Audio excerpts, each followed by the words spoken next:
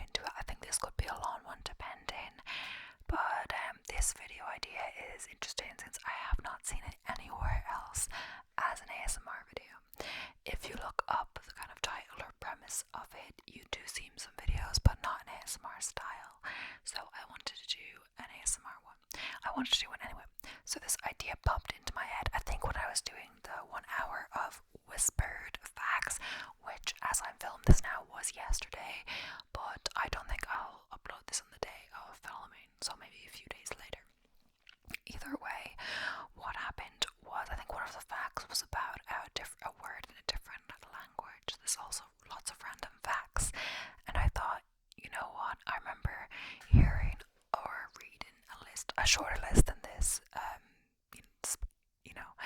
This list I have here is actually quite long, but like for 10 words or something like that, and thinking, wow, because and basically the premise is, this, the video or the article title, it's 203 of the most beautiful untranslatable words, the ultimate list A to Z. So basically it's words that don't have a direct translation in English, like with one word. So you need multiple words in English to translate the meaning of this one word. So there's no like word that means exactly that. You have to use other words to describe it. And I haven't seen an ASMR video like this. It just came up to me and I looked it up. At first I thought I would have to compile a few lists together, and of course when you're looking at different lists, if it's like a popular word or a popular one, they'll be on like multiple over the list. So I thought I'd have to, X out, when I'm doing the AI, and I have to, just skip the repeats. I wouldn't be using AI for this, I'd say, but I was going to use random lists, but then I stumbled upon this 203 word list, so I'm just going to use this one list. Also, it's very well organized. All of the words are alphabetical by language, so and then like if there's a few words, it's all in one language. Say German, there's a few in German. If we get there, they'll all be grouped together. So it's really, really interesting. And yeah, so just this quick disclaimer, I'll probably pronounce the words quite badly. If there's one I'm really having trouble with, I'll look it up and then like cut out the bit of all the online repeating it, because I don't want to have that voice in the video, and then just edit it out and stuff. But I don't want to do that with every single word. That would take a lot of editing out and stuff like that, and just be more time consuming. So yeah, disclaimer, this list is 203 words. I might do this in 2 parts, but if it's going well, I'm not going to count them as I'm doing it, but if it's going well, I might just make one long video. I've been intrigued by the idea of like a super long videos, like doing the hour facts, and few of my map videos are quite long, and some of the long videos get quite good watch time, like the Ireland Vanishing Triangle, but that could be to do with the subject matter as well.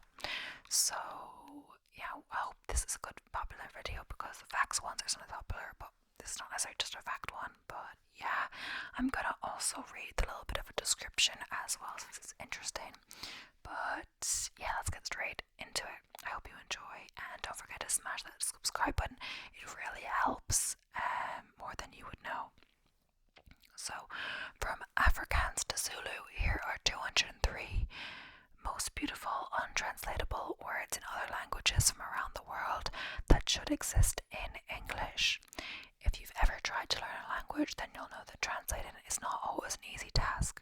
There are over 7,000 languages in the world, and just as many words and ideas that get lost in translation due to differences in grammar and semantics, or even linguistic complications. When a language fails to convey the essence of a word during translation, the word is considered to be untranslatable. There are many terms that drip with feeling and emotion that are simply untranslatable into English.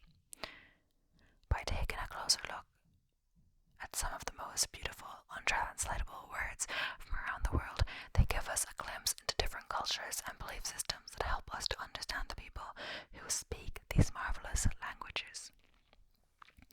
English is no stranger to borrowing words from other languages and even inventing new ones like hangry, a combination of anger and hunger because you need something to eat as soon as possible.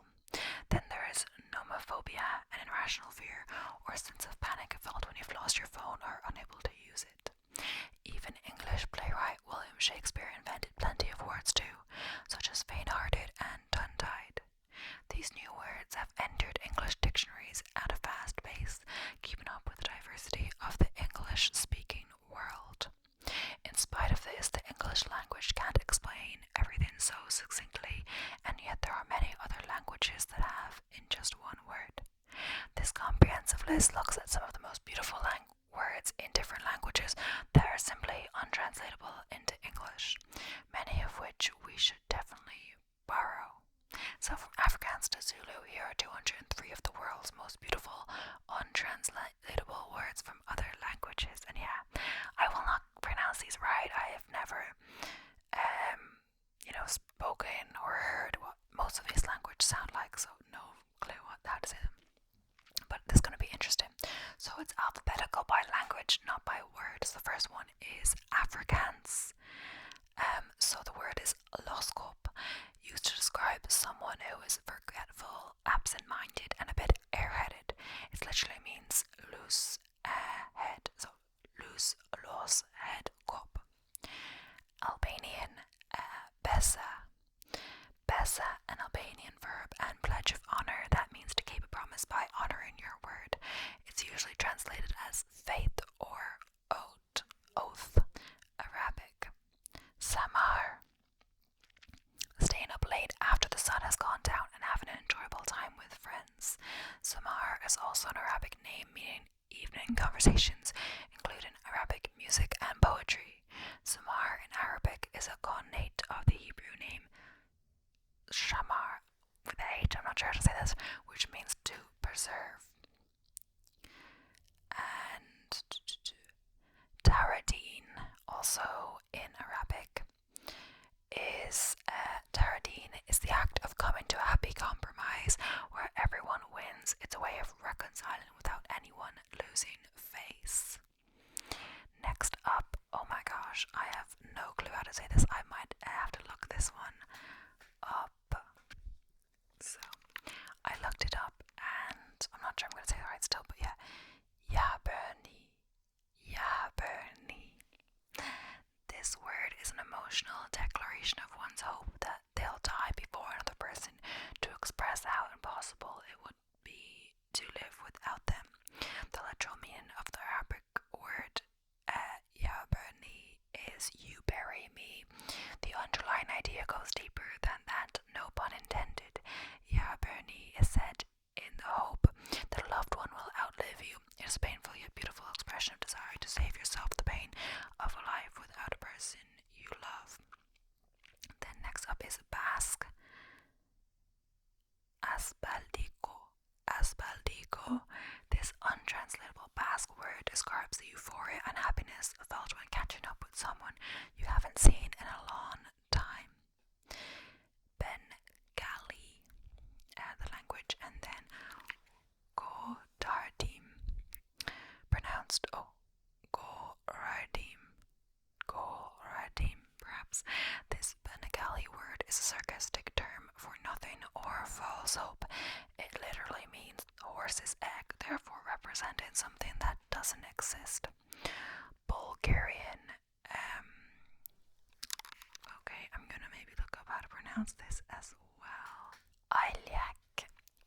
Ailyak is a beautiful Bulgarian term for the subtle art of doing everything calmly and without rushing, whilst enjoying the experience and life in general. So Chinese or Mandarin, Guangxi, I believe. Guangxi. Guangxi is often translated as connections, relationships, or networks, and refers to having a strong personal relationship with someone, which involves moral obligations and exchanging favors. This is one of the essential ways of getting things done in traditional Chinese society. To build up good Guangxi, you do things for people such as give them gifts, take them to dinner, or other favors. If you need to call in a favor, then you use up your Guangxi. One Once a favour is made, an unspoken obligation exists. Because of this, people often try to refuse gifts because sooner or later they may have to repay the debt. However, the bond of Guangxi rarely ends because once the relationship exists, it sends up an endless soup that can last a lifetime. And then now, or something, I'm not sure how to say this, but this is actually a name of a restaurant where I live, or yeah, and it's good. It has a vegan menu. Yummy. Now, so yeah, it's getting a little time consuming with looking up the words as well, because it's like on YouTube or something, and then an ad always seems to play. The Chinese word now, I'm saying it so wrong, is usually translated as lively or bustling, but its true meaning goes beyond these adjectives. It refers to a fun, lively place with an inviting vibe that makes you want to be there. And I had no clue. That's an interesting name for a restaurant for sure, after you know the meaning. So next up is Czech. Litost is nearly untranslatable, but Czech writer Milan Kundera describes it as a state of torment created by the sudden sight of one's own misery. Wow, deep. Midkliku. This Czech verb means to have luck on your side or be lucky enough to achieve something.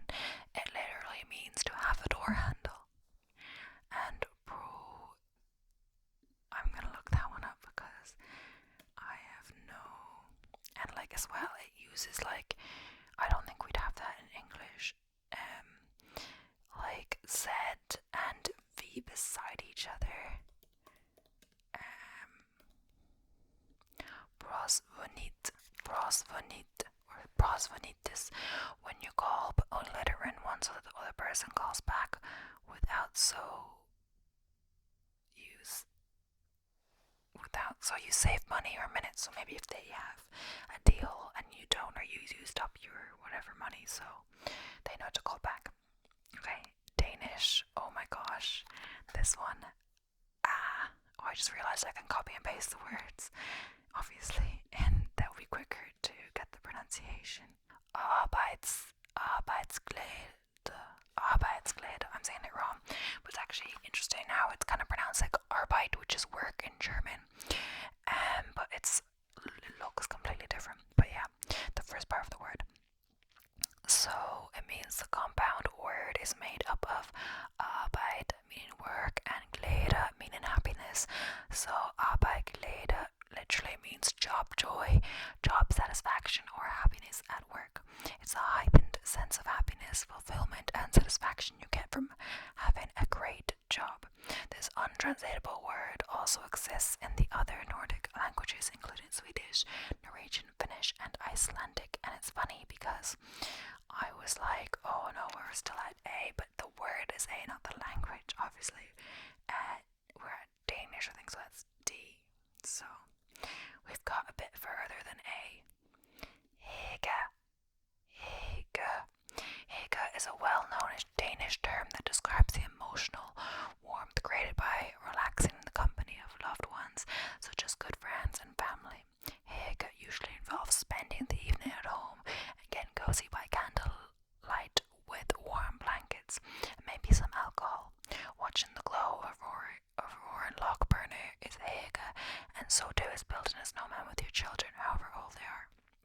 Similar words are found in German Gemütlichkeit, Swedish Gemütlich, and Norwegian Eigentlich. I'm not saying it right, but yeah. And I think if the same words is found in different languages, they won't repeat on the list, I believe. We're gonna look this one up as well, since some of these, I'm looking at it and I don't know how to pronounce it at all.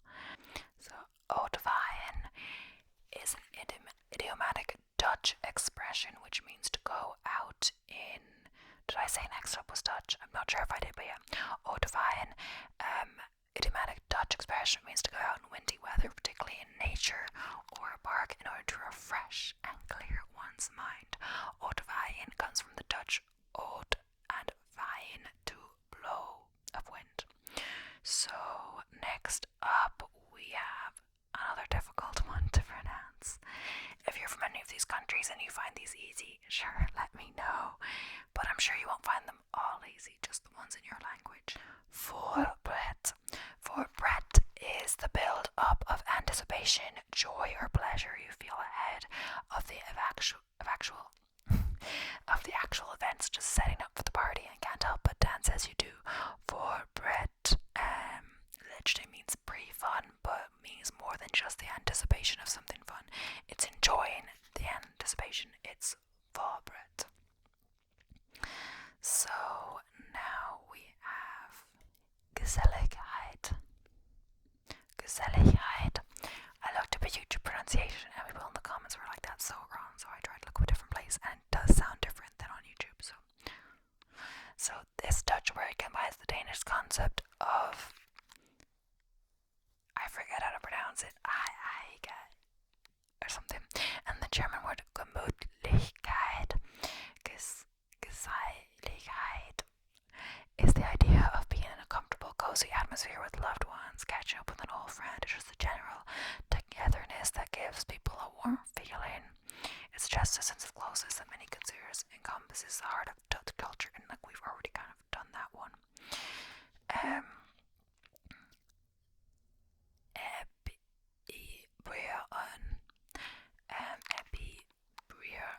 Describes giving the appearance of being busy and important in the workplace when in reality you're being super lazy. The term comes with an interesting origin story too. It was originally coined by Simon Carmichael, a Dutch newspaper columnist, who explained in one of his columns that this previously unknown term had been revealed to him in 1953 by a civil servant from whom he had requested some papers. The civil servant papers still needed not knowing what he meant. Carmichael asked, and the civil servant eventually confessed that he had made it up to fend off inquiries. Interesting. Oh my gosh, this one, some of them, I'm like, what is going on? What is going on? Let's see. I'm not going to remember like any of these. Maybe I'll remember the explanation, but not how to pronounce these. Leviska. Maybe that's easy enough. Maybe. Though, I don't think that is it.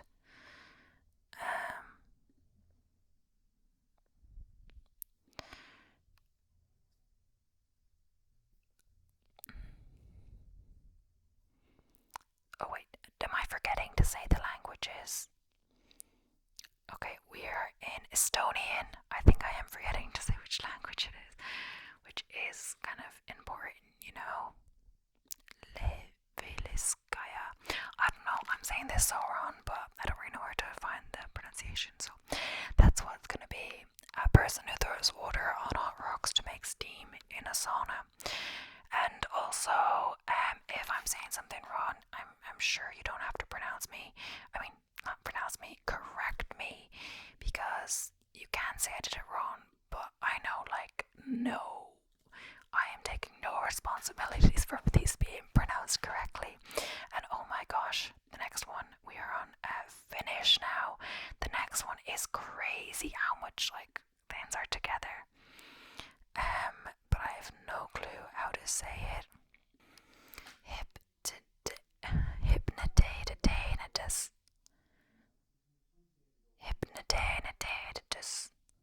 I'm struggling to pronounce this. I'm trying, but hypnodatus. I don't know why they need that many like letters like that. Sorry if you're Finnish, but this may look like I fell asleep on my keyboard, but this Finnish word literally means bouncy cushion satisfaction. It describes the pleasure and satisfaction derived from sitting or bouncing on a bouncy cushion. I want to learn Finnish just so I can use this word. That's what the writer or the author of this article said, not me. I would just embarrass myself trying to pronounce this word in Finland. Jaksa. A severe absence of enthusiasm to do something when you don't have enough strength, willpower to do something, or can't be bothered. Kaamos. Kaamos is more than just polar night when there are 24 consecutive hours of darkness. Kaamos describes the longing for sunshine and a feeling isolation and enthusiasm. It signifies long dark days and bad weather, no social life, and a lack of inspiration. Lego. So I looked up one pronunciation on like some website, but there was a 1-star review. So I looked up another one, and the first one does sound kind of like a foreign person is trying to pronounce it, but I don't know why they've put it up on the website then. The other does sound like a Finnish person though. But yeah, a trunk of a tree that has submerged to the bottom of a lake.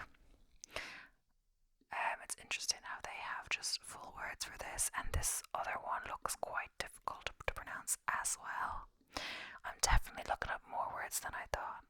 Oh my gosh, this one looks so difficult. Moja tapia. Experiencing a shared embarrassment or shame when seeing someone else do something embarrassing. Majo means we, majota means with, and hapa is shame. So it can be roughly translated as something like co-embarrassment or second-hand embarrassment. Do you ever get that when you watch TV? Like, I swear it's a Finnish show as well, or is it a Finnish show? I wonder if it's from this. No, sorry, it is a Swedish show. Sorry, I know they're not the same, Nordic countries. But yeah, it's called Love and Anarchy. It's a really good show if you haven't watched it. I think I talked about it in my what I've been watching, but I almost get secondhand embarrassment. It's because they've started playing this game. The kind of woman who's in charge, and also the young IT guy who works at the company, and they start playing this game where they do dares, and it's like embarrassing stuff, and I nearly get secondhand embarrassment from watching them, and in normal people I nearly got secondhand embarrassment. So the next word is boronkosema. Talk about very Finnish problems. Boronkosema describes the distance a reindeer can comfortably travel before taking a break to urinate. In case you're wondering, it's around 4.7 miles or 7.5 kilometers. Boronkosema was once an official unit of measurement until the metric system was introduced in the late 19th century. That's crazy. Sauna. Well, I'm sure we all know sauna is a word in English, or at least adapted to English or stolen from a different language. But yeah, a sauna is a small room used as a hot air or steam bath for cleaning and refreshing the body. Saunas were invented in Finland several millennia ago and are still a cornerstone of Finnish culture as well as of every Finnish home. So much so that traditionally when people moved, they used to build a sauna first and only then the house. Didn't I look up, isn't this the fact list? I got Finland have more saunas than cars, isn't that Finland? It's like 3 million saunas in Finland. So, sisu is a Finnish concept that describes a stoic resilience, determination, and hardiness considered to be necessary to face the difficulties of life in general, and of life in harsh conditions in particular. The Finnish term that can be roughly translated as strength of will, determination, perseverance, and acting rationally in the face of adversity. Sisu isn't momentary courage, but the power to sustain that courage to see something through. Tokka is a Finnish collective noun for a large herd of reindeer. It is said that there are many reindeer as there are people in Finland. Oh wow. Wait, this other one doesn't even sound like French, to me at least. Beresina. A sense of panic. So now we're on French. I keep forgetting to say the language. Beresina. A sense of panic associated with a huge defeat. The word beresina is used in the French idiom c'est la beresina, mean a complete defeat or loss. The origin of this expression dates back over 200 years to the banks of the river of the Beresina in Belarus. It was here that a fierce battle took place between Napoleon's retreating army and the Imperial Russian army. The battle ended in a victory by the Russian Empire and heavy losses for the French.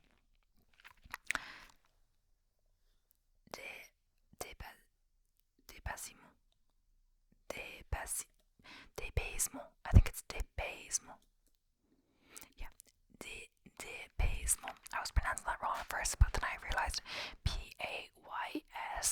is pay, which means country. So yeah. So then I understood it, and it is to do with that. It's like a few things, but kind of put together. So dépaysement is a feeling of restlessness that comes with being away from your country of origin and feeling like a foreigner.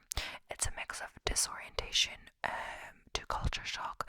Dépaysement can also be used when you're a bit fed up with your environment and need a change of scenery. Literally, dépaysement means something like to be uncountried. Bricoleur is a handyman who uses whatever materials he can get his hands on to create a construction, or bricolage. Think of the well-known term bric-a-brac, miscellaneous objects and ornaments of little value. The closest equivalent in English would be something like a DIYer.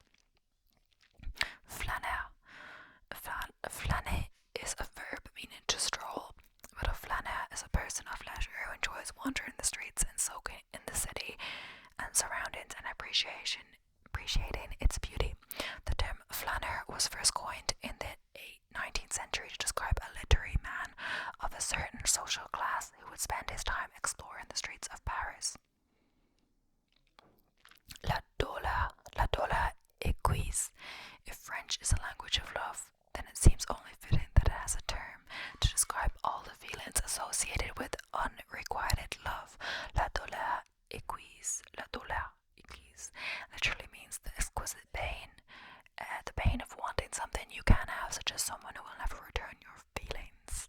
La belle du vide is that little voice in your head telling you to do something stupid, like jerking the steering wheel to the right and taking a flying leap off the edge, or staring out at the view from a balcony and having a sudden urge to jump over the ledge.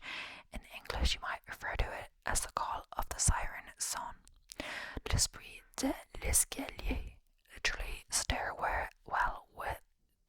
L'esprit de l'escalier is a feeling that you've got the perfect comeback, but you think of it too late, similar to the German Treppenwitz mentioned earlier.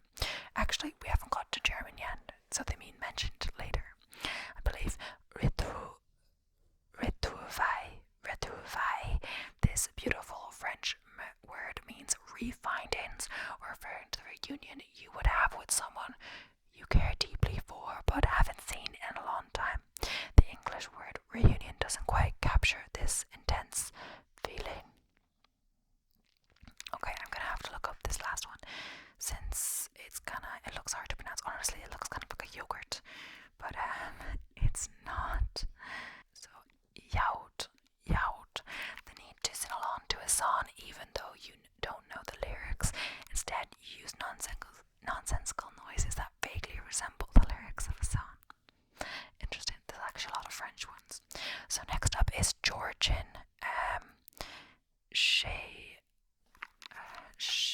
Okay, I don't know.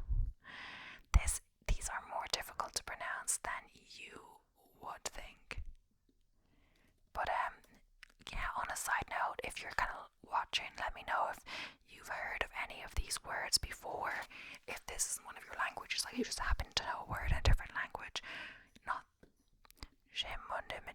I'm saying it so wrong, but yeah. When you eat something because it's so yummy and delicious, even though you're not hungry. I feel like I swear I've got that one. I think that was the one, the facts one. Anyway. And I looked up how to say this before, but I could not, I cannot remember for the life of me what the pronunciation was. So the word is Backpfeifengesicht. German is full, and when I moved on to Germany, of course. Backpfeifengesicht. German is full of hilarious phrases, and Backpfeifengesicht is one of the most inventive. This German compound word literally means a face that should be slapped, or a face in need of a slap. Backpfeifengesicht is made up of three separate words. Back from die Becher, meaning cheek. Pfeifen, German verb meaning to whistle. Das Gesicht, the German word for face. You might be thinking, but Michelle, I guess that's the author of the article. That means cheek, whistle, face. True. But when you combine the words back and Pfeife, you get die Backpfeife, which means slap in German. Okay.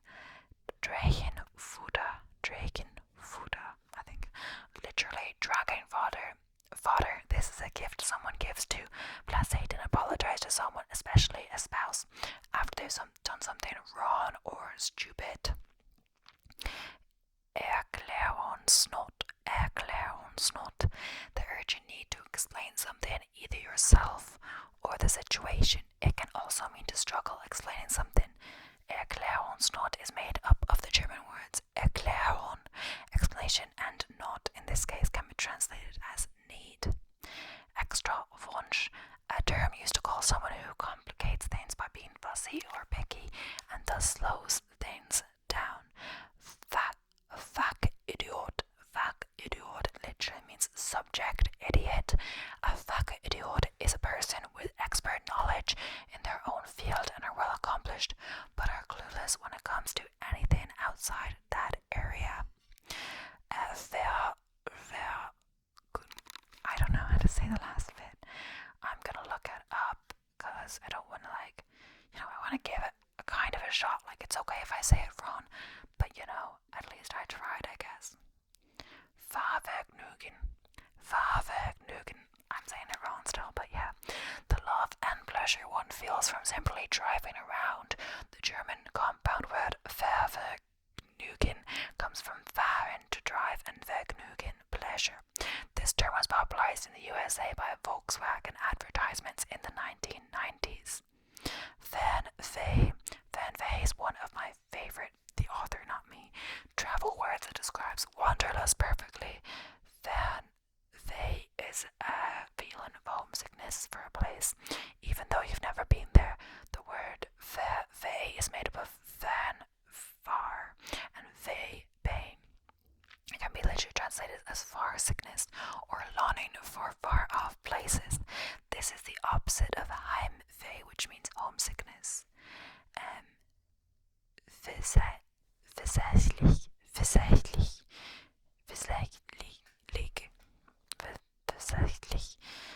Versächlich. This represents a temporary state of sloppiness, usually elicited by a person's nagging. This often means that a person is flustered to the point of incompetence. Kabelsalat literally means a cable salad, a beautiful word to describe the mess of tangled cables. Handschuh-Schneeballwerfer is a German word slang for coward. It literally means someone who wears gloves to throw snowballs. In other words, a cowardly person who criticizes and abuses something from a safe distance. That's funny. And there are so many German ones, it just keeps going. Speck, guilty of eating your feelings. That's called grief, begging, or speck. This term refers to binge eating as a result of an emotional blow and the excess weight you gain from emotional eating. Lebensmutter. Yeah, no. Lebensmutter is a German compound noun made of the word Leben and Mutter, and literally means life tired. It describes the feeling of being tired or weary of life. Its closest English equivalents are probably world weary, depressed, fed up, restless, and dissatisfied.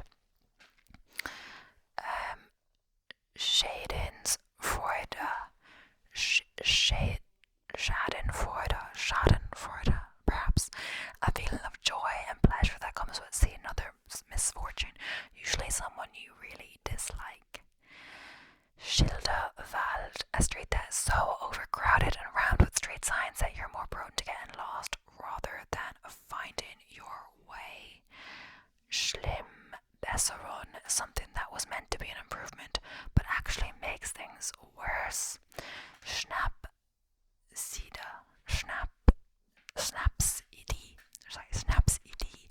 Literally, Schnapsidee is a plan so ridiculous you must have been drunk when you thought it up. Oh my gosh, they keep going. There's so many German ones on this list. Sitzfleisch. There was one that I knew it was German, but I don't think it's on this list. I think it's I'll maybe look it up, but yeah, Sitzfleisch, literally translated, Sitzfleisch means sitting meat or sitting flesh in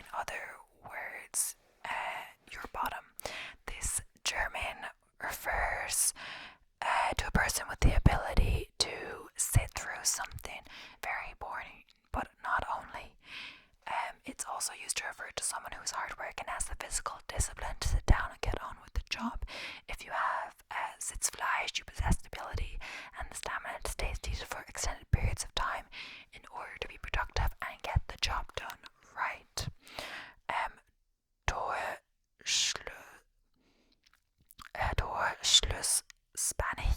Durchschlussspanisch. This beautiful word is used to refer to the feeling you experience at a certain point in your life, where you see an imaginary door closing on all your opportunities and you wonder what could have been.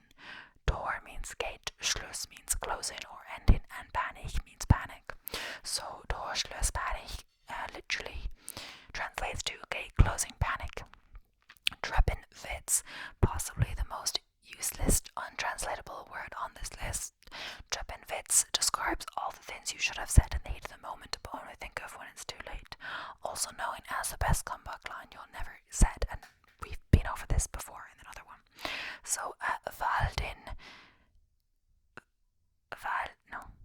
Waldensamkeit, the feeling of being alone in the woods, derived from two German words meaning Wald and Einsamkeit, meaning loneliness. It refers to a connectedness with nature and the peace experienced in that moment.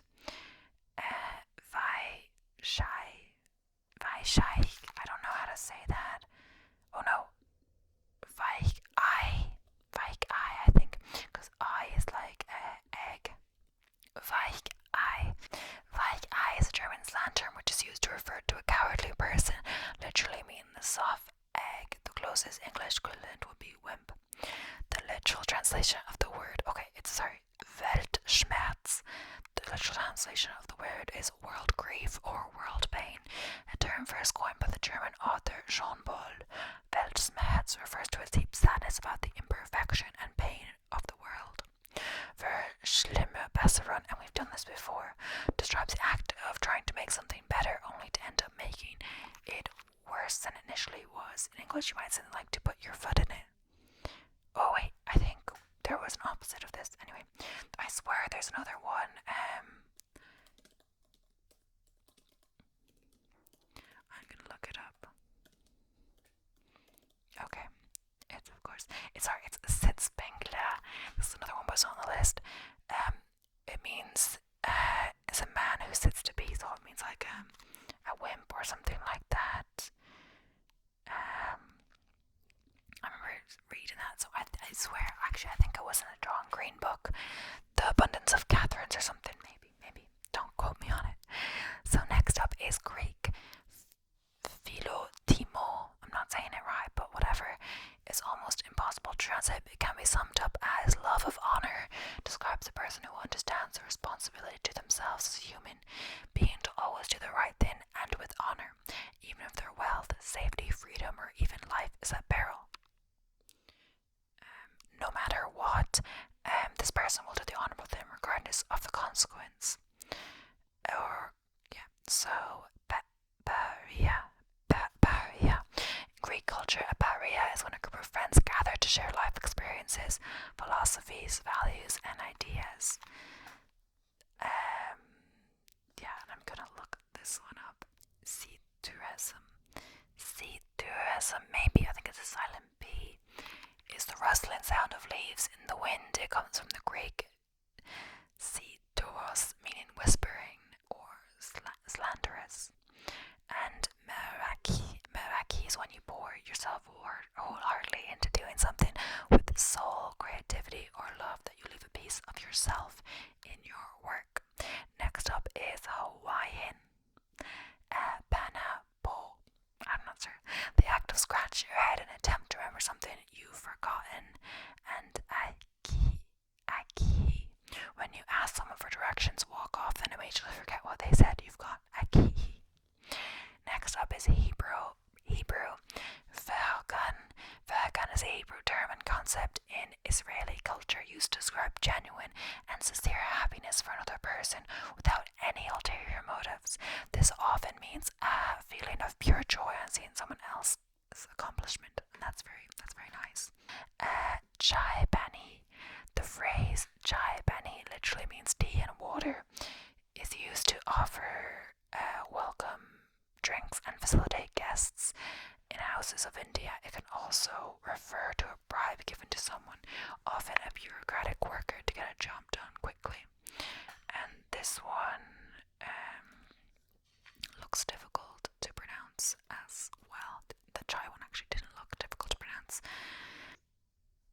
Jijivisha. Jijivisha. The Hindi word conveys an intense desire to live life to the fullest. The word often refers to a person who lives with intense emotions and ambitious desires, seeking to thrive. Namaste. Namaste is both a gesture and divine greeting that sends a message of peace to the universe in the hopes of receiving a positive message back. Namaste comes from the Sanskrit namas, bowing, to you, and is often translated to I bow to the divine in you. Realizing you love someone only after you've separated. Next up we've got Hungarian, Elmo Solyodoni, a kind of smile that forms when something isn't especially funny, but you can't help but smile anyway. And the next one looks very difficult to pronounce. Hazishakani, a nickname for your spouse or better half who is constantly nagging. It literally means a domestic dragon. Next up, we're moving on to Icelandic. And you know, we're doing so well, I might get through this whole list in this video, but it's going to be a long one. So, let's hope you're, stick around. Dalilina. A low-waist deep fog. A low-waist deep fog that forms after a warm and sunny day. It literally means a fog that sneaks up from the bottom of a valley or a valley snake. Is it always from the bottom of a valley because we did have a warm day and then we had some foggy days? I wonder if that's what it is. Glugavir. When the weather looks pleasant from your window but is actually really cold and you need a jacket. Glugavir literally means window weather. Beta redast, pronounced beta redast. Beta redast is Iceland's unofficial motto that loosely translates as everything will work out in the end. Dima being unwilling to spend time or money on a particular thing even though you can afford it. Indonesian, a joke so funny, a joke so terrible and unfunny that you can't help but laugh. It's funny because it's not funny, kind of like a dad joke. Men Golek, a light-hearted prank where you trick someone by tapping their opposite shoulder from where you're standing in order to fool them. That's Men Golek. So next up we have Inuit, and the word is Inaitsinjop from the Eastern Canadian Inuktitut, one of the principal Inuit languages of Canada. Inaitsinjop is the act of repeatedly going outside to keep checking if anyone is coming, somewhere between impatience and anticipation. Inaitsinjop refers to the feel of anticipation and impatient excitement that the person you're waiting for has arrived. And Irish, and it's funny because the camera, I just stopped it between the breaks and I wanted to take a little break and I was wondering, is Irish gonna be in this? And it is, but I hope I don't pronounce it wrong because there's actually no pronunciations for this online. So Cubog is a batch of Easter eggs. That's only one. I never heard of that before as well. So next up we have Italian, Abiyoko. I'm saying that wrong for sure. Abiyoko. Abioki. This is one of my favorite Roman dialect words. The person who wrote the article, again, not me. It describes the drowsiness or carb coma you feel following having eaten a big meal. And apologies if it's getting a little darker. I've put the ISO on auto, so if it gets too much darker, I'll put it up to manual and put it up. So attacca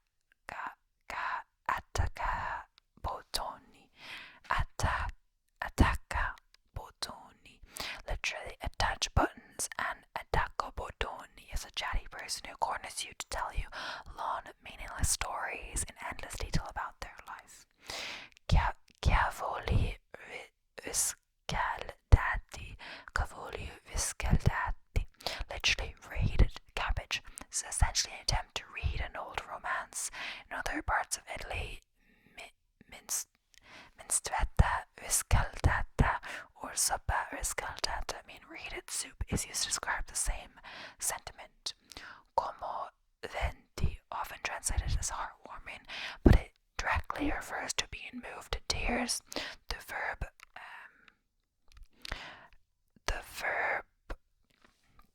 como llover means to move, to touch, to stir emotions. Culacino refers to the dregs in a glass, but also the residue or water vane left on a surface by a moist, coiled glass or other small container. In Italian, culo means bottom. Catara, a woman devoted to caring for and feeding stray or domestic cats, a more extreme version of cat lover. Fava la scarpata, to finish up the contents of your plate, especially the sauce, with a piece of bread. Merigera, an Italian verb meaning to rest or relax at midday, usually in a shady spot on a sunny day. From Mexico, meaning midday. So Japanese, ejotori, pronounced ejeotori. Ejeotori is a beautiful Japanese word that perfectly sums up a disaster haircut that makes you look worse than before. I think I'm actually going to change the ISO because it's getting a bit dark in here. So yeah, hopefully that's not too bright with the ISO. I changed it to the top one, so maybe for some reason it wasn't doing that on the auto. Also, I thought I was going to film a second video, but I might not today. It's getting kind of dark, and it's kind of a dark day anyway, even though it's like just gone 4:30. But as well, this, if I'm doing the whole list, this is going to be like a good long video, like 2 hours maybe, or 1.5 at least. So I think I had planned to do a second one when it was only going to be 40 minutes or so to an hour. But if it's longer than that, I might scrap the second video and just plan the rest of the day. So yeah, next up we have, and if you're still watching, let me know if you like kind of 40-minute videos or if you like kind of longer videos as well. My usual is 40 minutes if you've been watching my channel for a while. Sometimes the true crime bit, depending just how much notes I write till I get through the end of my notes. But I'll know for the true crime, if I'm filming that tomorrow, I should film it when it's lighter, because it was actually quite hard to read my notes and then I'd switch the light on and mess the lighting up and stuff. So let's get it straight, continue it up. So, arishata mai vaku. This is used to refer to an act that someone does for you even though you didn't want them to do it and tried to avoid having them do it. That is so funny. They might have gone ahead determined to do you a favor, then things go wrong, causing you a lot of trouble.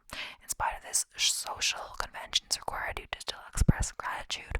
What a mouthful. If the Japanese have a simple, concise term that says all in just 2 words, arichata mai vaku. So technically it's 2 words, I guess. Baku shan, this dating slang term, literally means back beautiful. As you describe a girl who is beautiful as long as you're looking at her from behind. Harsh. An English equivalent could be either good from afar, but far from good, or butterface, where everything but her face is attractive.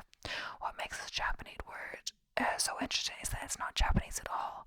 It's a composite of baku, back from an English back, and shan, beautiful from German shun.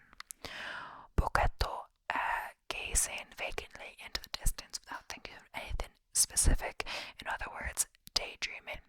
Shindoku, a prank originating from Japan, which is done by a person seemingly inventing ingenious everyday gadgets that seem like the ideal solution to a problem, but are in fact nothing more than a useless gag. Literally translates, Shindoku means unusual, tool,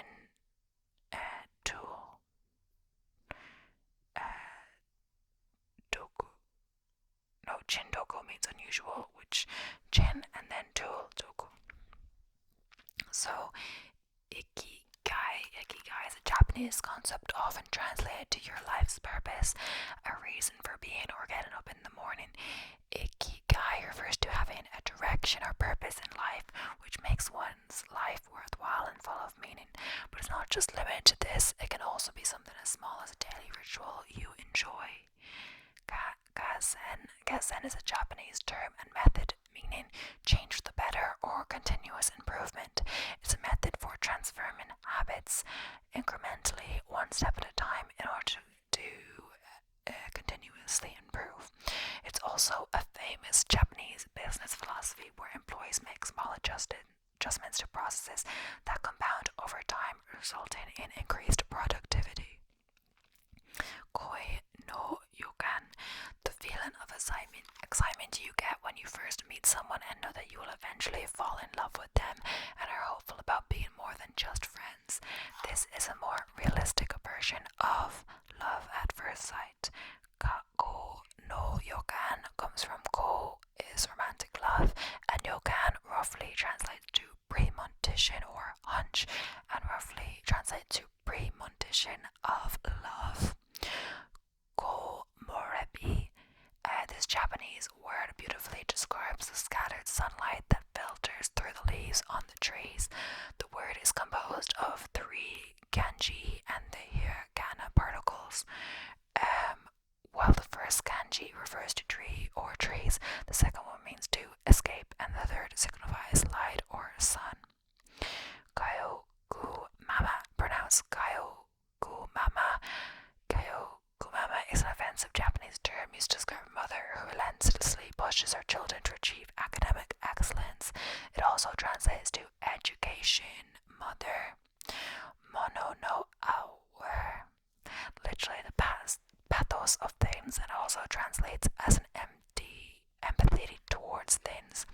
The term mono no aware was coined by Motori Noringaga, an 18th century literary scholar who combined aware, which means sensitivity or sadness, and mono, which means things.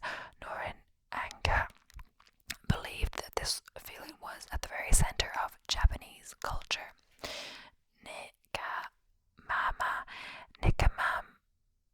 Nikama refers to a certain type of male who, in the normal daily life, are usually heterosexual.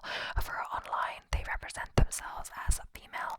Thus, this term commonly refers to a man pretending to be a woman on the internet, regardless of his sexuality. Shuganai, a Japanese philosophy that states if something isn't meant to be and cannot be controlled, then why worry about it? The idea is that worrying won't prevent the bad things happening. It will only deprive you of the joy of enjoying the good things in life. Translated literally, shugani means it can't be helped. Tateme and hone. Tateme has a specific cultural meaning. It refers to the behavior that Japanese people adopt in public according to what is socially acceptable or not by Japanese society. It could be translated as the public facade. Privately held views that you would never admit in public is called hone.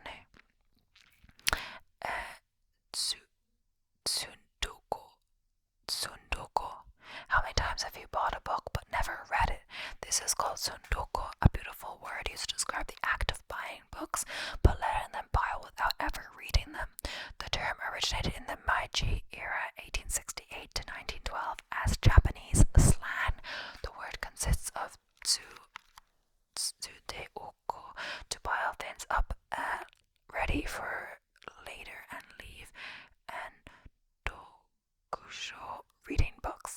It also used to refer to books ready for reading later when they are on a bookshelf. Wabi sabi. This is a beautiful Japanese concept that represents finding beauty in imperfections. It allows us to accept that growth and decay are a natural process. In traditional Japanese aesthetics, wabi-sabi is a worldview centered on the acceptance of transience and imperfection. Wabi-sabi is a concept derived from the Buddhist teachings of the 3 marks of existence. Sanboin, specifically impermanence, mujo, suffering, ku, and emptiness or absence of self-nature, ku. Yoko mesi, used to convey the stress induced while speaking a foreign language. The literal meaning is a meal eaten sideways. And then yugen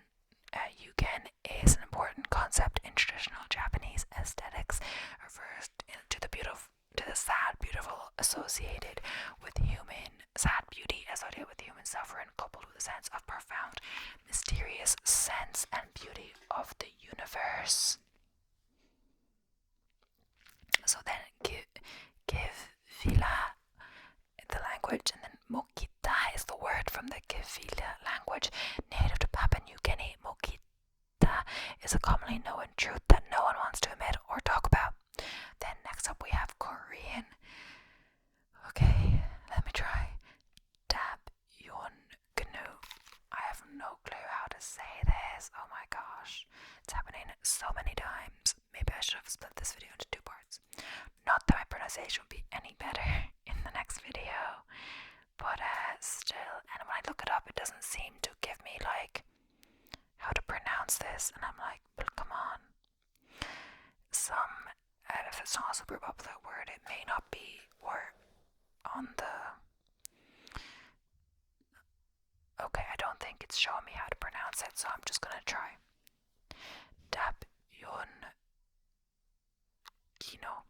A situation where you're the right thing by telling the other person what they want to hear, even though you might not actually believe it. Sort of like telling a white lie to avoid causing offense.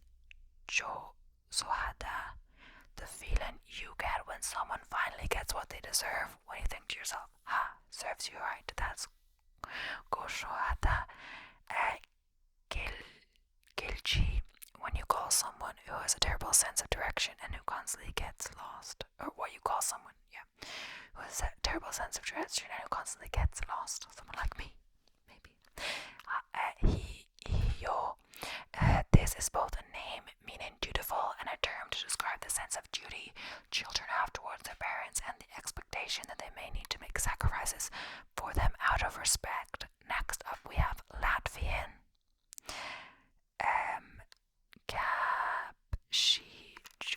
I have no clue, honestly. Let's try and figure out a pronunciation. I'm sure they'll have a Latvian pronunciation. Kapslimöflis. Kapslimöflis is used to describe the uncomfortable cramped feeling you get when you're in a crowded bus or train during rush hour. Next up we have Lithuanian. Okay, let's try look this one up as well.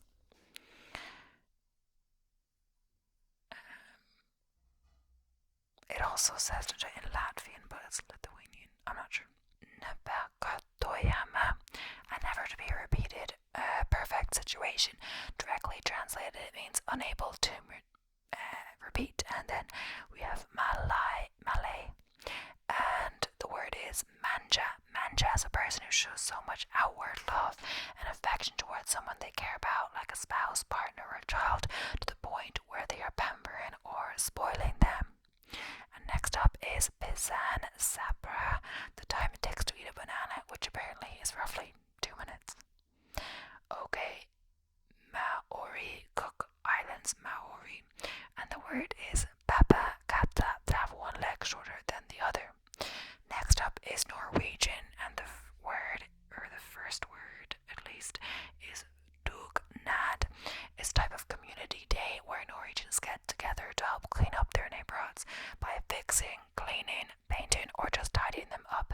A Dugnad takes place around the changes in season. Every Norwegian has participated in a Dugnad. It's a great occasion to socialize with your neighbors, which, if you live in Norway, you will know is pretty rare. The added benefit is that a Dugnad is usually accompanied by a cafe og kaka, coffee and cakes. So next up we have Forelsket, the indescribable euphoria you feel when you start to fall in love with someone. And then we have this other word, which, of course, as per, I'm struggling to figure out how to pronounce. Oh yeah, pålegg. Anything that you can put on top of open-faced sandwiches, such as brunost, Norwegian cheese, cold cut tomatoes, lettuce, bread, or other toppings.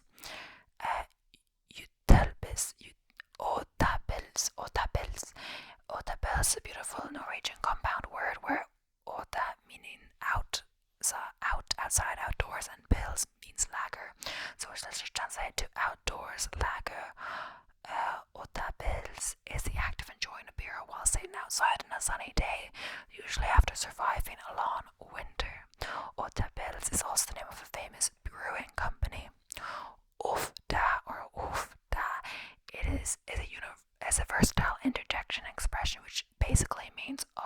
I'm sorry to hear that. It expresses surprise, astonishment, and exhausting relief, and can be used to express empathy. It means a combination of ouch for you, and I'm sorry that you hurt yourself. Within Scandinavian American culture, that often translates to I'm overwhelmed. And there's one that's just like Y or, but I have no clue how you'd just pronounce that together. Maybe you're. Wait. Yeah. Yeah, can only be described as a very specific kind of rainfall with tiny, almost floating raindrops or snowflakes. It's similar to drizzle or mist, but as one Norwegian puts it, it paints a picture not only in how it's spelled, but how it's said. It's more sound than a word. Also, when conjugated, de lit. I see foggy whispers of misty rain in the fords. I think this is the most beautifully untranslatable word I've learned so far since learning Norwegian, and that's of course the author saying that.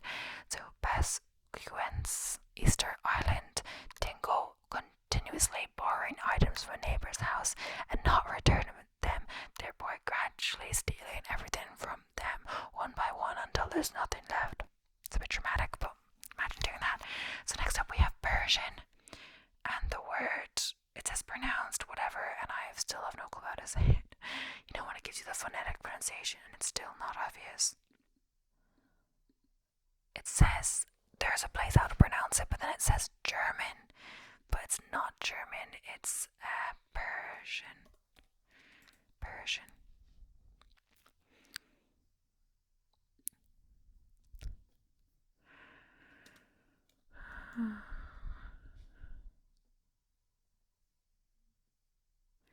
Yeah, I'll just try to say it, I guess. Shock. I'm not sure. Shock. I don't know. It's the uncontrollable chattering of teeth, either due to the cold or from intense rage. Next up, we have Polish. Okay. And the word is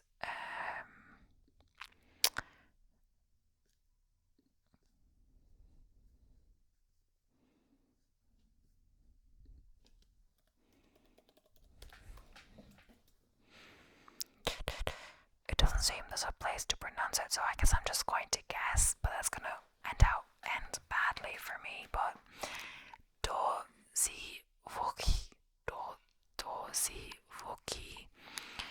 a contract between parents and children guaranteeing lifetime care in exchange for real estate.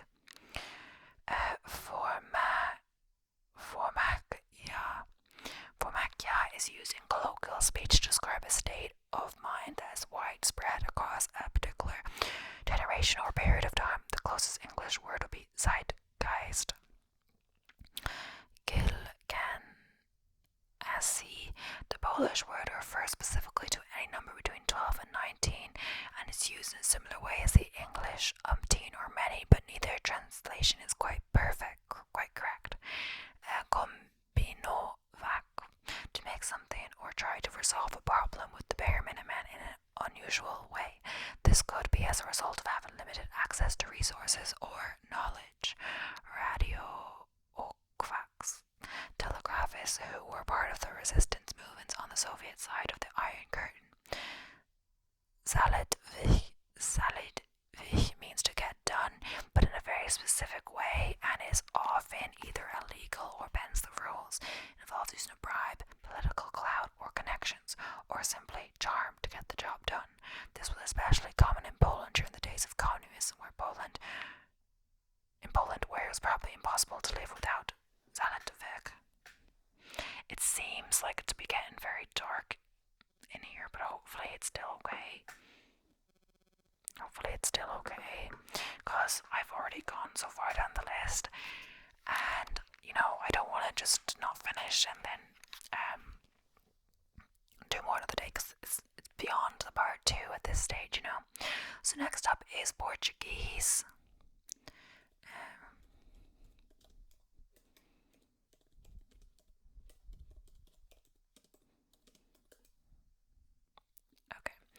Saudade.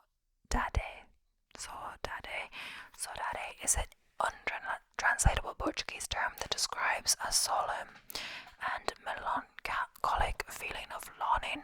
Saudade can be a longing for something which does not and possibly cannot exist, or refer to love that remains long after someone or something is gone and may not return.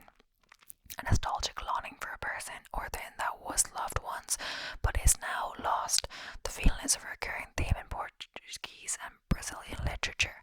Brazil celebrates the day of Saudade every January. Desenrascango literally means disentanglement, a term used in Portugal to describe the act of disentangling oneself from a difficult situation by using all available means to solve the problem. Cafune, the act of tenderly running your fingers through someone's hair in a loving way. Next up, Romanian. Dor, a sad longing or yearning for someone. Soare cu dindi. When you look out the window and it looks lovely and sunny until you actually step outside. We've got that word in a different language, but I can't remember which. And it says, soare suditi, or describes a beautiful, sunny, but very cold day. And now next up, the language is Rook Van Gali and Nambia.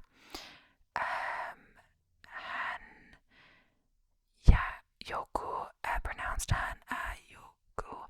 This Rook Van Gali word spoken by Nambians refers to the act of tiptoeing across warm or hot sand. And also, I just wanted to add, it's quite crazy that it's so dark, and I can't really film that much anymore. It's literally 5 o'clock. It doesn't get dark a good few hours, until a few hours. It could just be that it's a darker day in general. That's quite crazy. But I guess I could have started earlier. I was watching TV for a bit as I was eating, but and so next up is Russian. We have listopad, the falling of leaves. Ed no lieb, someone that only has one love in their life or is only capable of a single person at a time. I mean, they're quite different. A single person at a time versus life is quite different. So Boche Muka is a person, usually a child, who asks too many questions, pronounced Boche Mukai. It comes from the Russian word Bochemu, which means why, and Boche Mukai was first used in a popular Soviet-era children's book whose boy hero was given the name Olosha Boche Muka because he was never satisfied with the answers he got.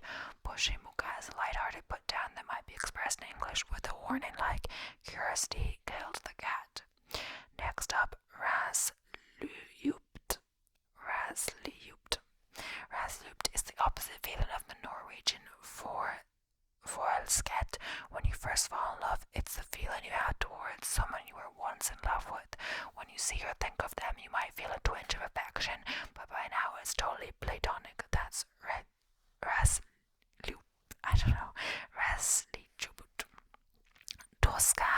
Tosca is the feeling of anguish, sadness, or melancholy, even though there's no specific cause. Often spiritual in nature, this is a deep sadness that touches the soul. Zapwa describes being drunk for several days and waking up in an unexpected place that you don't recognize. Slorat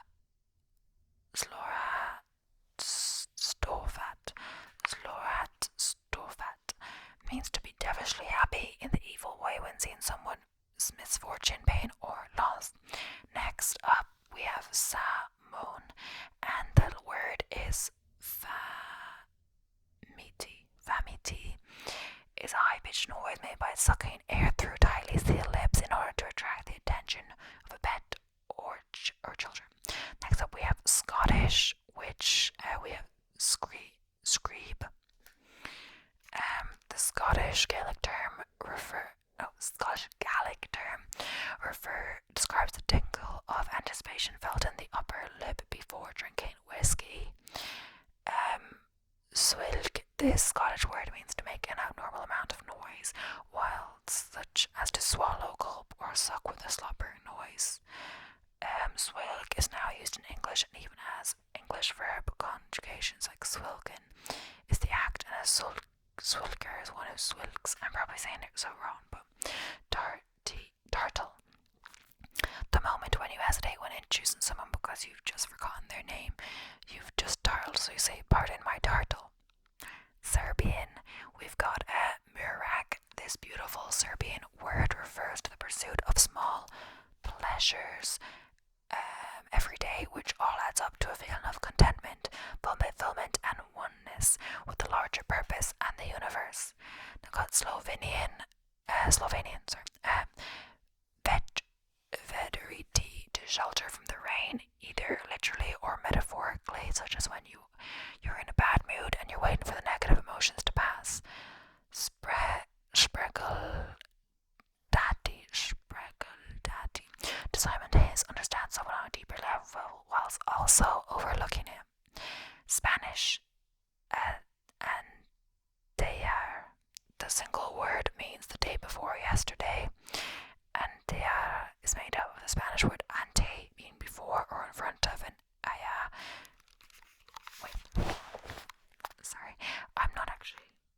I'm sure how you say that. Like, I'm gonna check how to say yesterday in Spanish. So,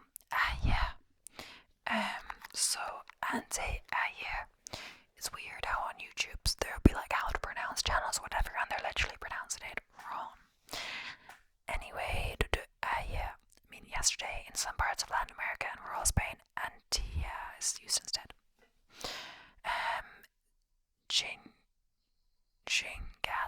Chingada is a vulgar term commonly used in colloquial Mexican Spanish that shouldn't be thrown around lightly. It can either refer to a special kind of hellish place that's far away where you send someone who irritates you, like when you say go to hell, or can be used as a variation of the F word. Chingada stems from the verb chingar, which means to ruin, and highlight, screw, or F. Like I said, be careful how you use it, if at all. Desvelado, while the Spanish are known for their siestas, they also have a word that means the complete opposite. Desvelado literally means awake and comes from the verb desvelar, which means to reveal or to keep awake. It could also be translated into English as being wide awake, unable to sleep, or sleepless.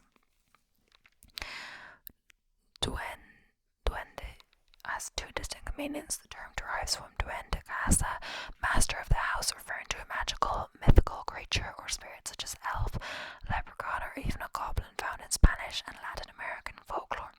The second, more interesting and beautiful definition describes the heightened state of emotion, expression that a performer gives off that draws in the audience.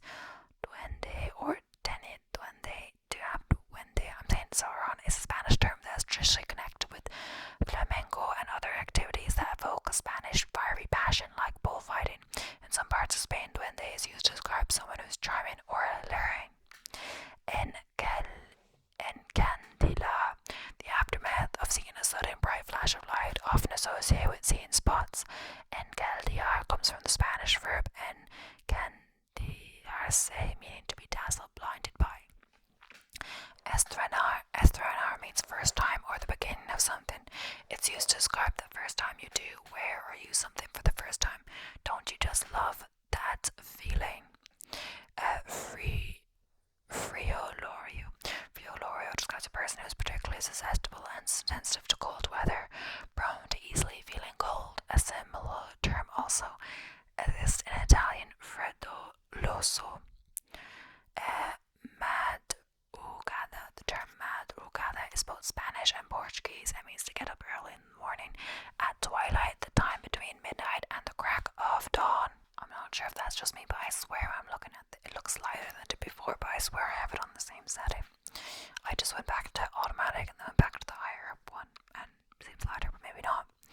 So I'm just trying to get through it now. Don't want to talk too fast, but it's getting dark. It's been on a while, like an hour and a half maybe. Just want to get it finished. So we have Bena Ayena. I'm not saying it right.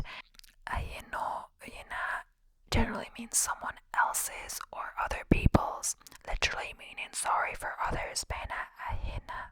It's a feeling of humiliation or embarrassment you get upon watching another person's embarrassment. It's so embarrassing that it makes you cringe, and we've already had a term like this before. It's when I started talking about that TV show. So, sombre mesa, shared mealtime are a very important part of Spanish culture, and the time spent after the meal just chatting and relaxing is very important. So important they even have a word to describe it. Sobre mesa literally means over the table. It's a Spanish expression that describes that wonderful period after the meal is finished, but you continue sitting at the table, chatting and enjoying each other's company.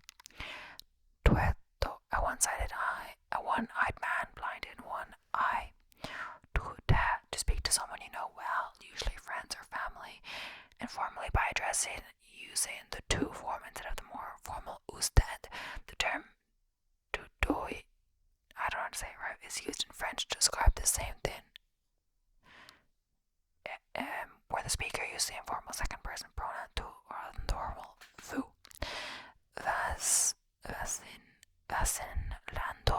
Vacinando is a beautiful Spanish word which describes the journey or experience of traveling.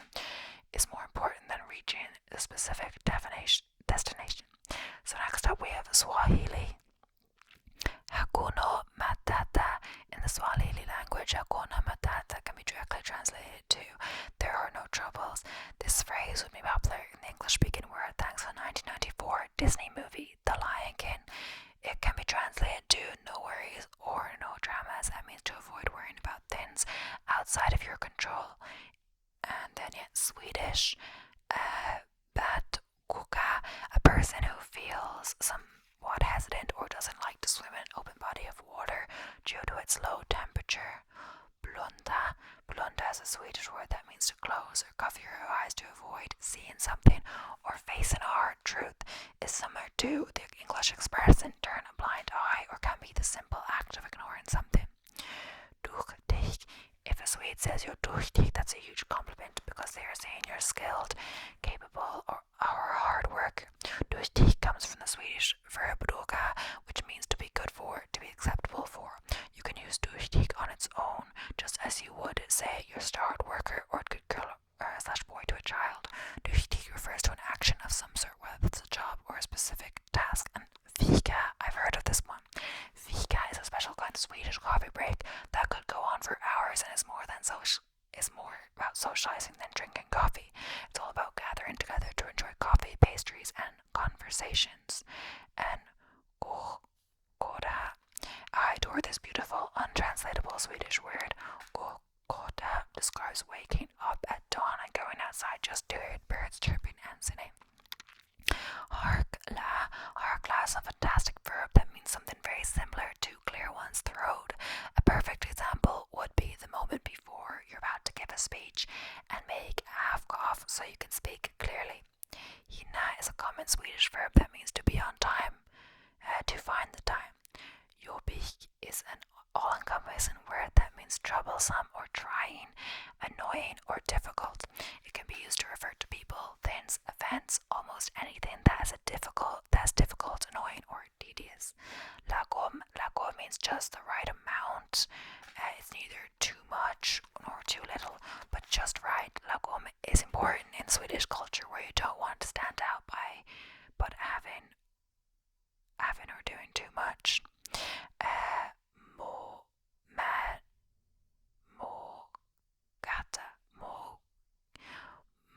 Mångata, I think it's Mångata. Mångata refers to a long, wavy, road-like reflection of the moon that often appears on water.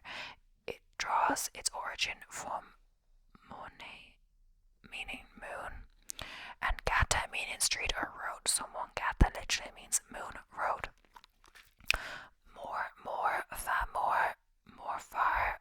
Far.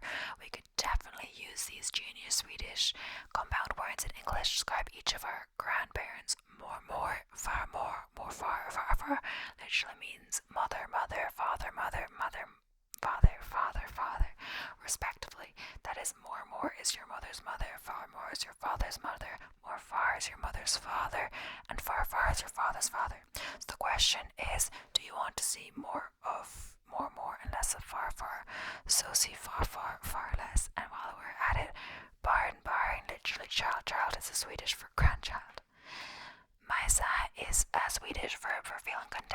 privacy and enjoying oneself, especially at home, not to be confused with the Danish I think, which relates to any activity or part of your day. Maisa refers specifically to being at home.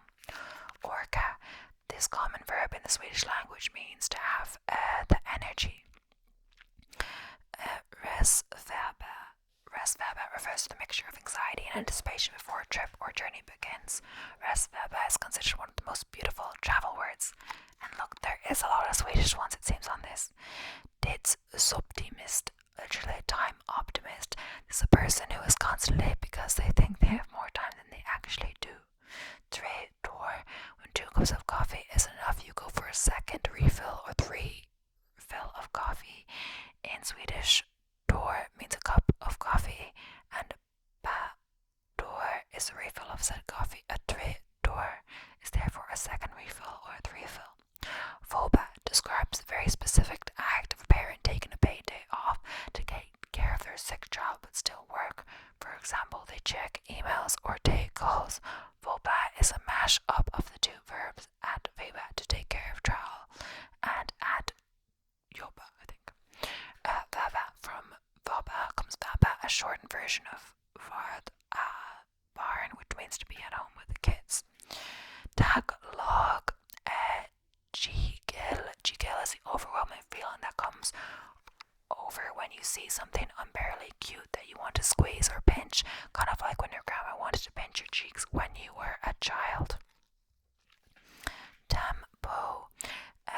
In Philippine culture, tempo is when a person withdraws his or her affection or cheerfulness towards someone who has hurt them. A mild case of to hold a grudge, where you're somewhere between hurt and disappointed. It usually occurs between people related to each other. For example, when a husband forgets to bring his wife flowers for their anniversary, she can have tempo against him.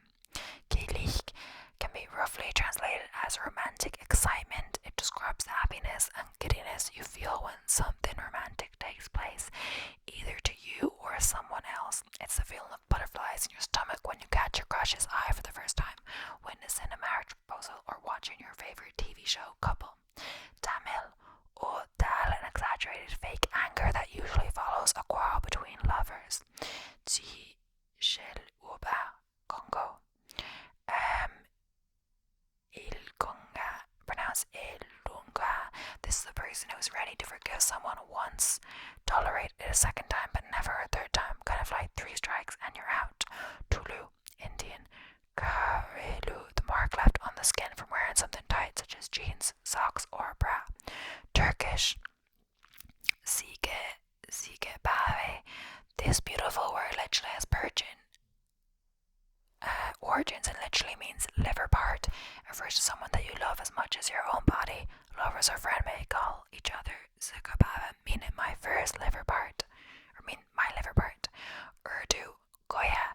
This Urdu word refers to a feeling of wonder and disbelief that accompanies a particular realistic fantasy. The suspension of disbelief makes it seem so real that it temporarily becomes reality. This is usually associated with good storytelling. Wacky man. Murma. This beautiful word comes from Wacky man, an almost extinct Australian Aboriginal language spoken in Australia's Northern Territory. It describes feeling around in water with your feet to find something. Welsh, glass ven. The literal translation is blue smile, and is used to describe a mocking, sarcastic smile. Hirat, pronounced Hirat. This beautiful Welsh, what did I say was Welsh? Sorry, Welsh for that last one, glass ven, and this one. This beautiful Welsh word is much like the Portuguese, so Dada mentioned earlier, or the Romanian door, conveys a feeling of homesickness, sense of regret, along with a general sadness over the lost or departed. This is a longing for one's homeland, or even a romanticized past with yearning for it to come back. Yagan, Mami la Pintabai. The word Mami la Pintabai sometimes also, comes from the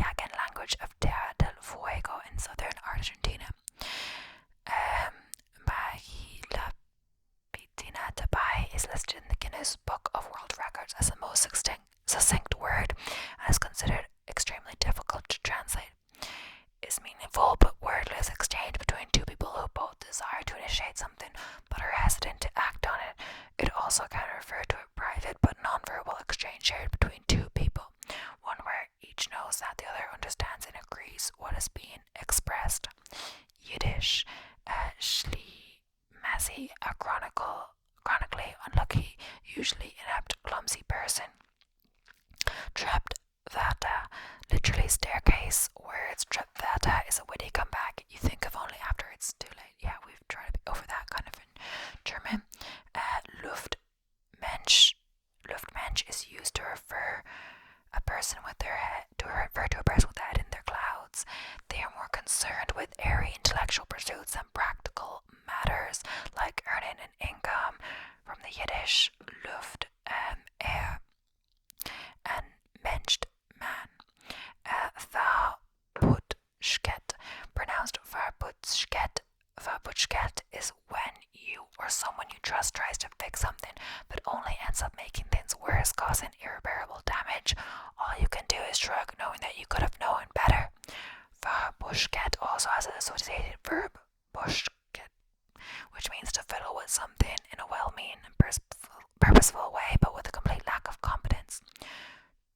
Chutzaba, an untranslatable Yiddish word for adopting a don't take no for an answer attitude where you build up the guts to do something ballsy. And Zulu, I believe this is the last language. Ubuntu, the act of being kind to others because of one's common humanity. Ubuntu is frequently translated as I am because we are, or humanity towards others. So that is the end of the list. Wow, that was long. I can feel it in my voice, but now looking at my phone app, it doesn't look so dark. Maybe it got lighter outside, who knows? So I could still film another video, but my voice, oh my gosh, talking a lot, but whispering a lot, but yeah, I hope you enjoyed it. If you got so far or whatever, let me know your favorite untranslatable word and why. And yeah, thank you so much for watching. I hope you enjoyed this kind of creative idea. Please don't forget to smash the subscribe button for more unique whispering ASMR content. If you have any suggestions, be sure to let me know. And bye for now. Bye for now.